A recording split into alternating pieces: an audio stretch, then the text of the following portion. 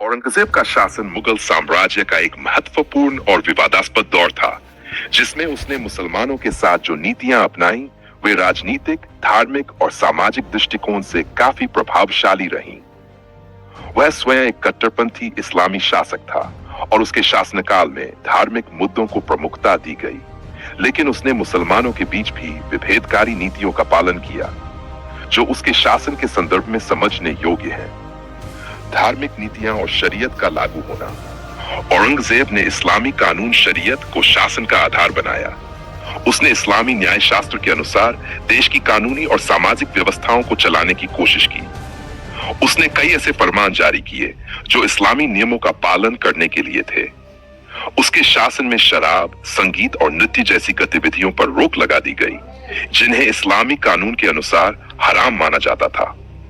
उसने इस्लामी सिद्धांतों के आधार पर सरकारी नीतियों को लागू किया, जिससे कई मुसलमानों को राहत भी मिली। उदाहरण के लिए, ज़कात, धार्मिक कर को सही ढंग से संग्रहित किया गया और सार्वजनिक संस्थानों को इस्लाम के सिद्धांतों के अनुसार संचालित किया गया।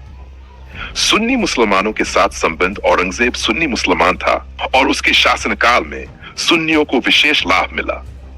उसने सुन्नी धार्मिक नेताओं और मौलवियों को प्रमुख स्थानों पर नियुक्त किया और राज्य के महत्वपूर्ण पदों पर सुन्नी अधिकारी थे। उसने मदरसों और मस्जिदों के निर्माण को बढ़ावा दिया और कई इस्लामी धार्मिक संस्थानों को संरक्षण दिया। उसकी नीतियां सुन्नी इस्लाम के अनुरूप थीं और उसने सुन्नी समुदाय के धार्मिक नेताओं को काफी सम्मान और समर्थन दिया।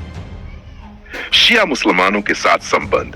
हालांकि औरंगजेब सुन्नी इस्लाम का पालन करता था, लेकिन उसने शिया मुसलमानों के साथ कड़ा रुख अपनाया। उसके शासन में शिया समुदाय को कई बार धार्मिक और राजनीतिक रूप से उपेक्षित किया गया। उसने शिया मुस्लिम शासकों और विद्वानों को दबाने का प्रयास किया और उनके धार्मिक आयोजनों पर भी कई बार अंकुश लगाया। खासकर दक्षिण भारत में बीजापुर और गोलकुंडा जैसे शिया राज्यों के खिलाफ उसने अभियान चलाए और उन्हें हराकर अपने अधीन कर लिया। इस्लामी धार्मिक संस्थानों का समर्थन। औरंगजेब ने मुसलमानों के धार्मिक जीवन को सुदृढ़ करने के लिए कई इस्लामी संस्थानों का समर्थन किया। उसने मदरसों की स्थापना की और इस्लामी शिक्षा को बढ़ावा दिया। कई मस्जिदें बनवाई गई और धार्मिक शिक्षकों को आर्थिक सहायता प्रदान की गई। उसका उद्देश्य था कि इस्लाम के मूल सिद्धांतों के प्रति समाज को जागरूक किया जाए और इस्लामी धर्मशास्त्र को फैलाया जाए। आर्थिक और सामाजिक नीतियां। औरंगजेब की नीतियों का एक महत्वपूर्ण पहलू था कि उसने मुस्लिम व्यापारियों और कारीगरों को प्रोत्साहित किया। उसने मुस्लिम व्यापारियों को व्यापार में विशेषाधिकार दिए और उनके लिए कई नीतियों में छूट बढ़ाई दी। मुस्लिम व्यापारियों को संरक्षण मिला, जिससे व्यापार और आर्थिक गतिविधियों में मुस्लिम समाज का योगदान बढ़ा। जजिया कर। और मुसलमान औरंगजेब ने गैर मुसलमानों पर जजिया कर फिर से लागू किया था, लेकिन मुसलमानों को इससे छूट दी गई। इस नीति के तहत मुस्लिम समाज को आर्थिक लाभ हुआ, क्योंकि वे इस कर के दायरे में नहीं आते थे। इससे मुस्लिम समाज को सामाजिक और आर्थिक तौर पर अन्य समुदायों की तुलना में अधिक सुविधा मिली। सत्ता संघर्ष और मुसलमानों के साथ राजनीतिक संबंध। औरंगजेब के शासनकाल में मुसलमानों के बीच भी सत्ता संघर्ष हुए। उसके अपने परिवार में सत्ता के लिए कई लड़ाइयां लड़ी गई। शाहजहां के 4 बेटों दारा शिकोह, शाह शुजा, मुराद बख्श और औरंगजेब के बीच सत्ता संघर्ष में औरंगजेब ने विजयी होकर सत्ता हासिल की। उसने अपने बड़े भाई दारा शिकोह, जो एक सूफी विचारधारा के अनुयायी थे और हिंदू मुस्लिम एकता के समर्थक थे, को हराकर हत्या कर दी। इससे मुसलमानों के एक बड़े वर्ग में असंतोष पैदा हुआ, खासकर उन लोगों में जो सूफी विचारधारा के समर्थक थे।